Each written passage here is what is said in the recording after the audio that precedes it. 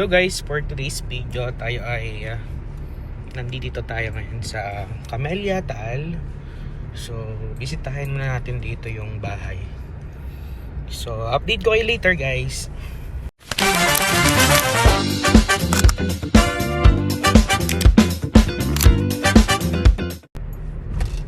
Mayroon kaya nag-grass cutter sa tapat ng bahay. So tingnan natin, then let me check. So guys, walang nag-grass cutter. Yan, makikita nyo na medyo masukal na ang ating tapos may puno pa dito ng ipil-ipil ba to. So ayun na nga guys, nakapasok na ako dito sa bahay. As you can see, dahil sa walang tigil na pag-ulan at ngayon nga lang ulit nagkameron ng init ng araw. So ngayon lang ako nakabisita ulit dito sa bahay. So makikita natin dito, mapapansin natin na sobrang daming amag. So inamag na, tapos ang daming tayo ng butike. Plus, yon, may isang butike ditong namatay, tuko. Ayan, tapos dito sa CR sobrang dumi din, kahit walang gumagamit ay nagkameron ng dumi. So gato pala talaga ang bahay kapag hindi siya natitirahan.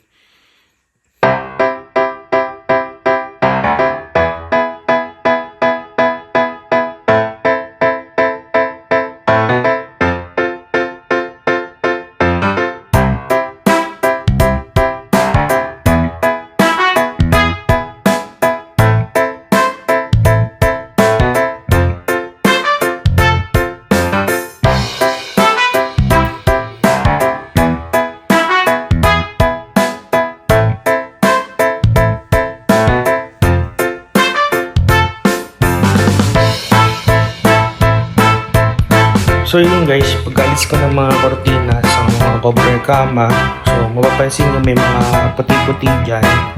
Yan yung pinakaano ng kortina.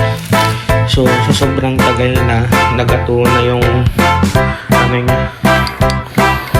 So ayun, linisin natin to ng inam. Sobrang daming kalat. So ganun talaga kapag walang tumitira sa bahay, di ba?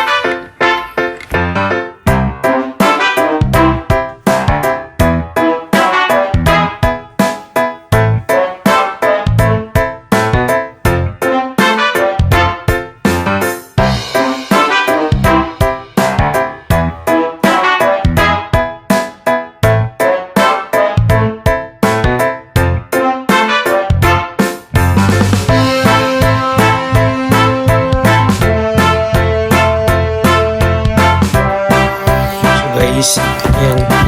Kasi hindi lang dapat yung nakikita yung ating nililinis. So, ito naman itanggal sa basang-basahan. Basahan na malinis.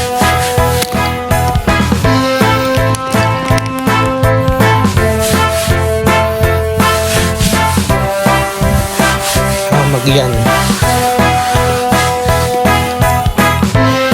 Yan karami yan.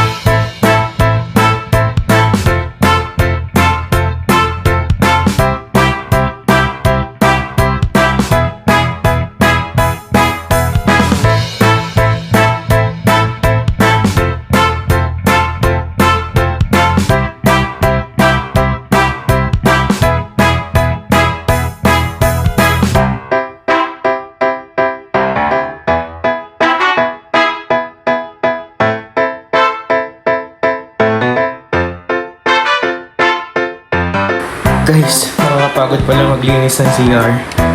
So yun, maglinis na ulit ng CR ng aking pinsan. So, isa pa lang to sa tatlong CR. Mamaya ulit yung iba.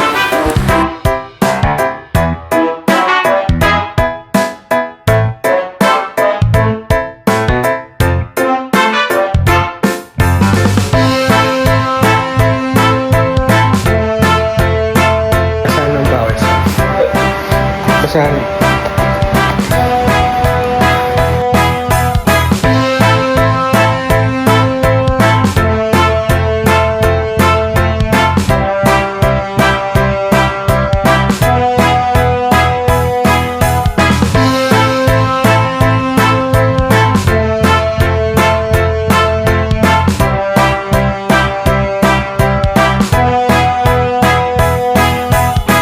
Nakakapagod guys, as you can see, pawisan na ako sobra.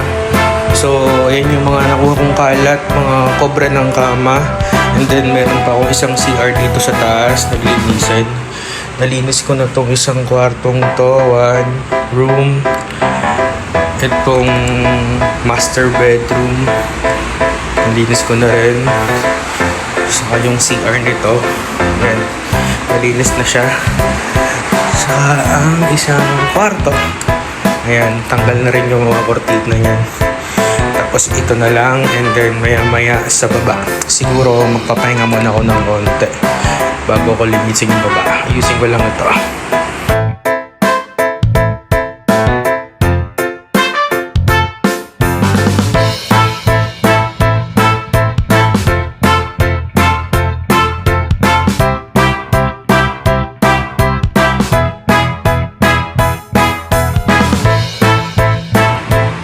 Ayan guys, lipat na ako dito sa isang CR. Medyo madumiran to.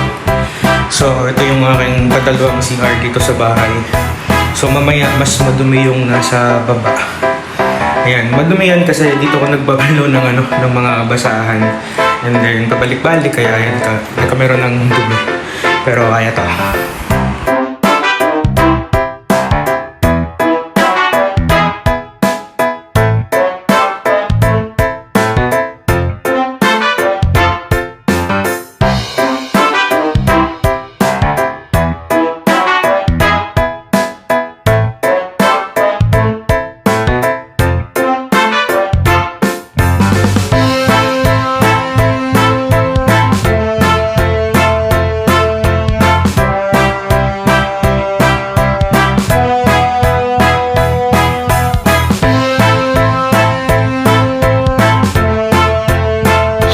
So ayun guys, natapos na ako sa taas. Ito na mga hagdan yung aking lilinisin. So sa paibaba na akong bahagi ng bahay. Ayan. Sobrang naging maalikabok din to. Ang dami ring inamag na dahil lang walang umpay na tigil na pag-ulan ng mga nakaraang linggo. So ayun.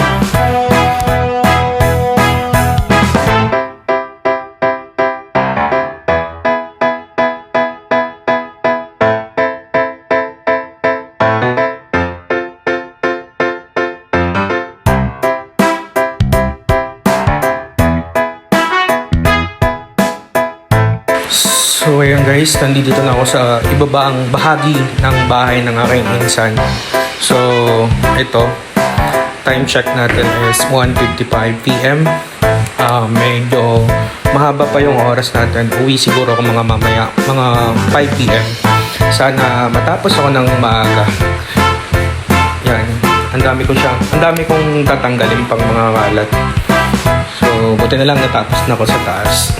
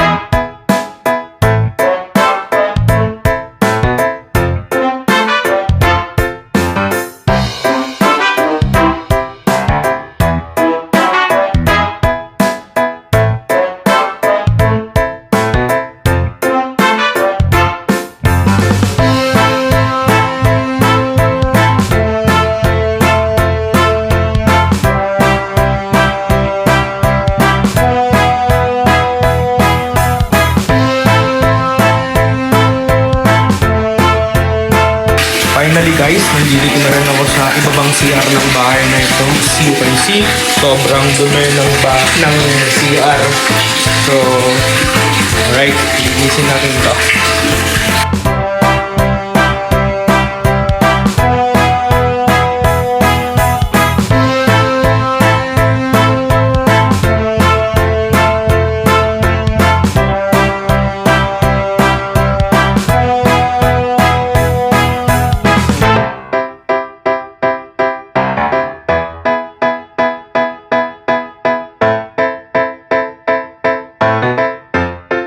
Guys, sadyang tunay na nakakaubos ng energy.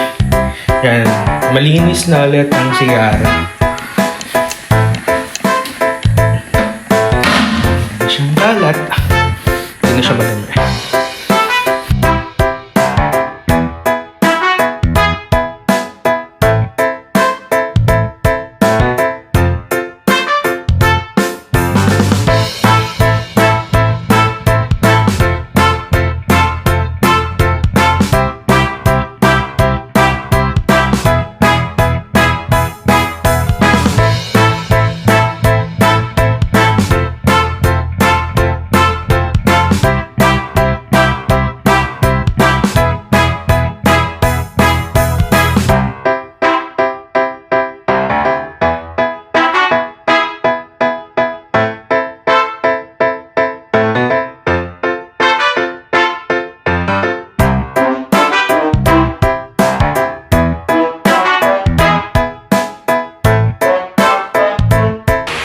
Alright guys, quick update lang sa nangyayaring linisan ngayong araw na to.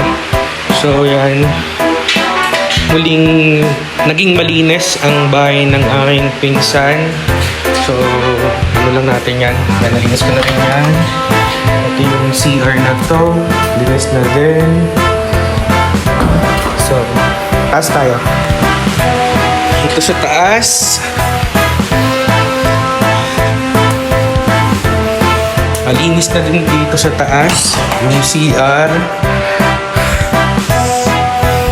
Ayan, sa isang araw na lang siguro ako babalik dito para ikabit yung kortina. So, ito, malinis na rin. So, thank you so much. Kapagod.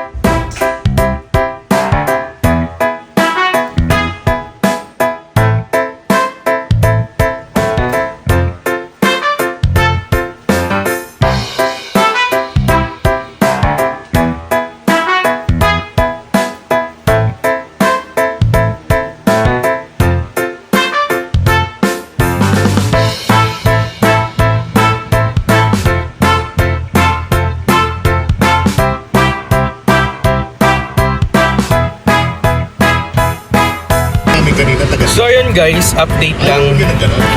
Katatapos lang natin maglinis. So going home na tayo. Tingnan nyo naman ang aking mga ano.